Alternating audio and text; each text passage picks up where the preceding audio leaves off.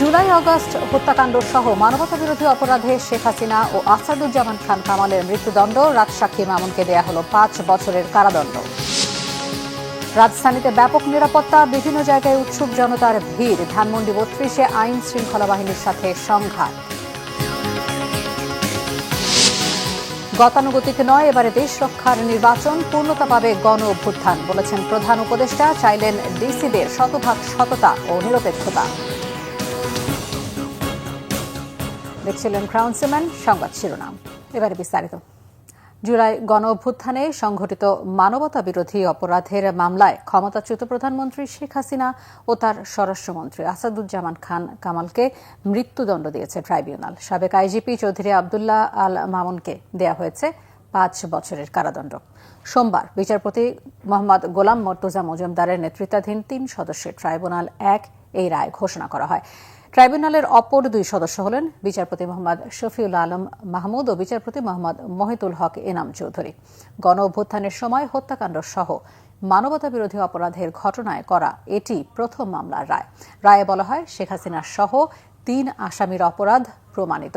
2টি অভিযোগে শেখ হাসিনাকে মৃত্যুদণ্ড দেওয়া হয়েছে। একটি অভিযোগে সাবেক স্বরাষ্ট্রমন্ত্রী আসাদুজ্জামান খান কামালকে মৃত্যুদণ্ড দেওয়া হয়েছে। রাজসাক্ষী হওয়ায় পুলিশের সাবেক মহাপরিদর্শক চৌধুরী আবদুল্লাহ আল মামুনকে 5 বছরের কারাদণ্ড দেওয়া হয়েছে। দুপুর 12টা 40 দিকে 6 অধ্যায়ে 453 পৃষ্ঠার রায়ের প্রথম অংশ পড়া শুরু করেন বিচারিক প্যানেলের সদস্য বিচারপতি মোহাম্মদ মহিতুল হক এনাম চৌধুরী। ট্রাইব্যুনাল 1-এর চেয়ারম্যান বিচারপতি মোহাম্মদ গোলাম মর্তুজা মজুমদারের নেতৃত্বাধীন 3 সদস্যের বিচারিক প্যানেলের অপর সদস্য হলেন বিচারপতি মোহাম্মদ শফিউল আলম মাহমুদ।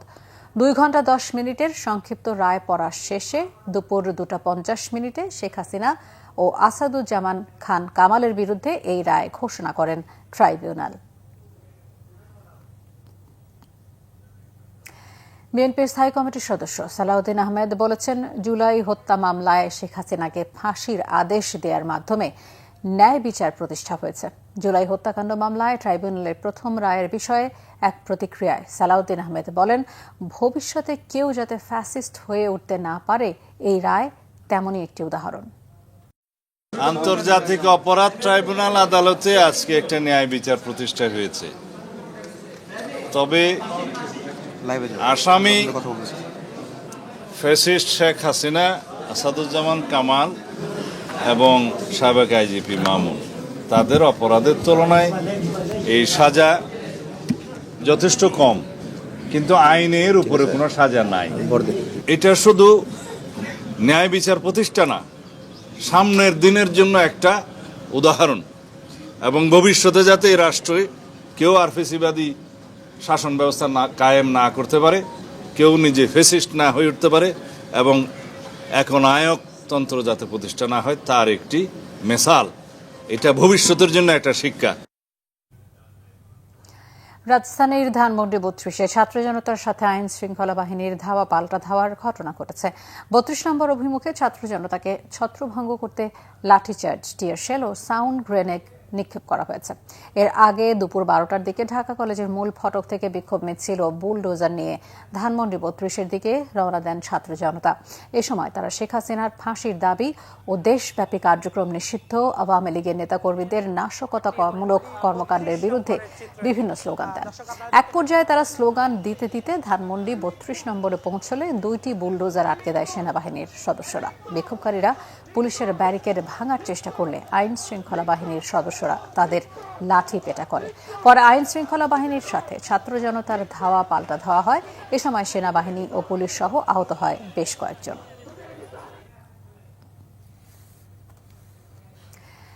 ব্যানার পোস্টার নিয়ে আন্তর্জাতিক অপরাধ ট্রাইব্যুনাল এলাকায় জড়ো হয়েছেন জুলাই অভ্যুত্থানের শহীদদের স্বজনরা।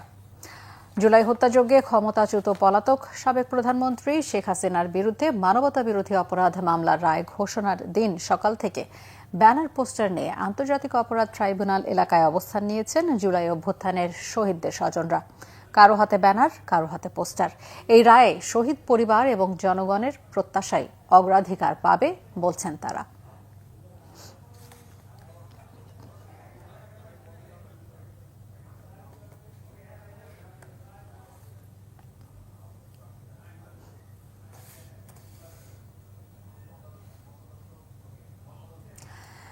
দর্শক, ধানমন্ডির 32 নম্বরে আছেন আমাদের সিনিয়র রিপোর্টার কেফায়েত শাকিল। সরাসরি কথা বলবো তার সাথে।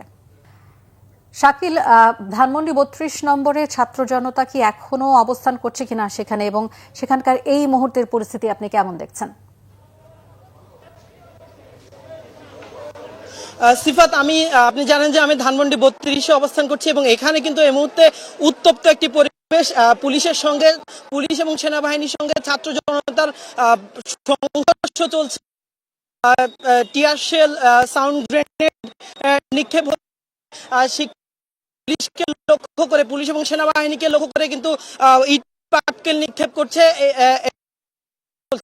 খুবই উত্তপ্ত পরিস্থিতি আমরা দেখছি। একটু পরপরই কিন্তু আহত এক একজনকে এখান থেকে নিয়ে যাওয়া হচ্ছে। একদিকে যেমন শিক্ষার্থীদের পক্ষ থেকে আমরা দেখছি আহত হচ্ছেন, অপরদিকে কিন্তু এখানে আহত হচ্ছেন সেই বিগত বছর জুলাই অভ্যুত্থানের মতো আসলে এই মুহূর্তে এখানে একটি উত্তপ্ত পরিস্থিতি দেখা যাচ্ছে। আইন শৃঙ্খলা বাহিনী এবং পুলিশ কিন্তু মুখোমুখি অবস্থানে রয়েছে। আপনি জানেন যে বেলা 11টার দিকে এখানে ঢাকা কলেজের শিক্ষার্থীদের একটি অংশ তারা দুটি মূলত যেই ভেকু নিয়ে তারা এসেছিলেন, এখানকার এক্সাভেটর নিয়ে তারা এসেছেন এখানে মূলত ভাঙচুর করার জন্য।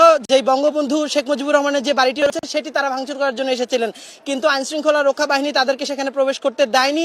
এটিকে ঘিরেই মূলত আইন শৃঙ্খলা বাহিনী এবং শিক্ষার্থীদের মধ্যে মুখোমুখি অবস্থান তৈরি হয় এবং তখন কিন্তু পুলিশ এবং সেনাবাহিনী তাদেরকে ছত্রভঙ্গ করে দেয়। তারপর কিন্তু শিক্ষার্থীরা আরো শক্তি বাড়িয়ে, আরো সংখ্যা বাড়িয়ে তারা কিন্তু এখানে জড়ো হয়েছেন। এখন বিপুল পরিমাণ ছাত্র জনতা এখানে অবস্থান করছেন এবং আইন শৃঙ্খলা বাহিনীরও বিপুল পরিমাণ সদস্য এখানে রয়েছে। আমরা দেখেছি বিজিবি মোতায়েন করা হয়েছে, সেনাবাহিনীর বাড়তি সদস্য এখানে মোতায়েন রয়েছে।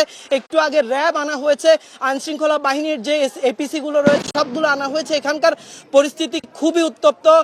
আমরা দেখছি থেমে থেমে কিন্তু সংঘর্ষ চলছে। এখানকার যতগুলো রাস্তা রয়েছে, চারদিকে যে 4টি রাস্তা রয়েছে সব রাস্তায় কিন্তু আইন শৃঙ্খলা বাহিনীর সদস্যরা রয়েছে। শিক্ষার্থীরা কিন্তু প্রতিটি রাস্তার মাথায় রয়েছে এবং সেখান থেকে কিন্তু তারা কিন্তু পুলিশ এবং আইন শৃঙ্খলা বাহিনীকে লক্ষ্য করে ইট পাটকেল নিক্ষেপ করছেন। বিপরীতে কিন্তু আমরা দেখি যে পুলিশের পক্ষ থেকে কিন্তু টিয়ার শেল নিক্ষেপ করে, সাউন্ড গ্রেনেড নিক্ষেপ করে তাদেরকে কিন্তু নিবৃত করার চেষ্টা করা হচ্ছে, কিন্তু সংঘর্ষ কিন্তু কমার কোনো পরিস্থিতি আমরা দেখছি না। প্রতি মুহূর্তে উত্তপ্ত পরিস্থিতি তৈরি হচ্ছে। আপনারা হয়তো শব্দ শুনতে পাচ্ছেন যে একটু পরপরই কিন্তু এখানে সাউন্ড গ্রেনেড। ধন্যবাদ শাকিল, আপনি নিরাপদে থাকবেন। প্রধান উপদেষ্টা ডক্টর মোহাম্মদ ইউনূস বলেছেন, আগামী নির্বাচন গতানুগতিক সরকার পরিবর্তনের নির্বাচন নয়, এটি দেশ রক্ষার নির্বাচন। গণভোট যুক্ত হওয়ায় এই নির্বাচনের মধ্য দিয়ে জাতির জন্য শতাব্দীর গতিপথ নির্ধারিত হবে। জেলা প্রশাসকদের শতভাগ সততা, নিরপেক্ষতা ও নিষ্ঠার সাথে দায়িত্ব পালনের নির্দেশনা দেন প্রফেসর মোহাম্মদ ইউনূস। আগামী নির্বাচনকে গণ অভ্যুত্থানকে পূর্ণতা দেওয়ার নির্বাচন উল্লেখ করে প্রধান উপদেষ্টা বলেন, এখানে ভুল করার বা গাফিলতির কোনো সুযোগ নেই। সোমবার প্রধান উপদেষ্টার কার্যালয়ে সদ্য পদায়নকৃত 50 জেলা প্রশাসক সহ 64 জেলার প্রশাসকদের উদ্দেশ্যে দেয়া বক্তব্যে প্রধান উপদেষ্টা এসব কথা বলেন। প্রধান উপদেষ্টা আগামী নির্বাচনের গুরুত্ব তুলে ধরে নির্বাচনে জেলা প্রশাসকদের কাজের বিষয়ে প্রস্তুতির তাগিদ দেন। গণভোটের বিষয়ে মানুষকে বোঝানোর পাশাপাশি নির্বাচন বিরোধীদের বিষয়েও সতর্ক করেন প্রধান উপদেষ্টা। এই ছিল এখনকার মতো। পরের সংবাদ সন্ধ্যা 6টায়, এর আগে 5টায় রয়েছে নিউজ টপ 10 দেখার আমন্ত্রণ রইল। এতক্ষণ সাথে থাকায় ধন্যবাদ।